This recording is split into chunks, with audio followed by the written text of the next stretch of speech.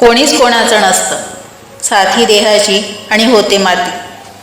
आपणच आपल्या जीवनाच्या सोबती, कशाला हवी ही खोटी नाती. आपल्या हक्काचे नसताना घेण्याची इच्छा होते, तिथून महाभारताची सुरुवात होते. आणि जेव्हा आपल्या हक्काचे असूनही सोडण्याची इच्छा होते, तिथून रामायणाची सुरुवात होते.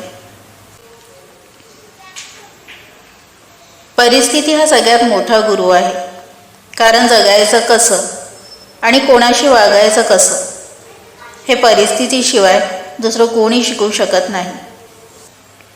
वाईट काळात गरज नसताना लोकांनी दाखवलेली खोटी सहानुभूती सगळ्यात जास्त वेदनादायी असते. सुईदोरा हरवला नाही, पण हल्ली तो कोणी मागतही नाही. कारण आजकाल फाटलेली नाती व तुटलेलं मन शिवायची गरज कोणालाही वाटत नाही.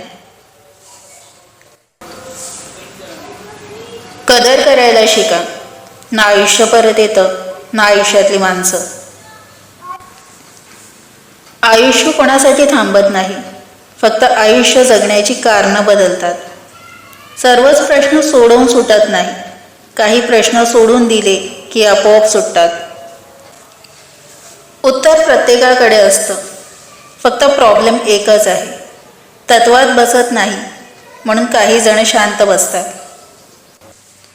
लवकर जाग येणे हे कधीही फायद्याचेच असते, मग ते झोपेतून असो, अहंकारातून असो, अज्ञानातून असो किंवा गैरसमजातून असो.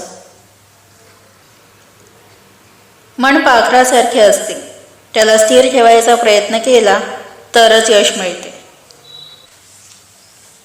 कधीही देवदर्शनाला गेला तर रांगेतून जा, कारण चोरवाटा मूर्तीपर्यंत नेतात, देवापर्यंत नाही.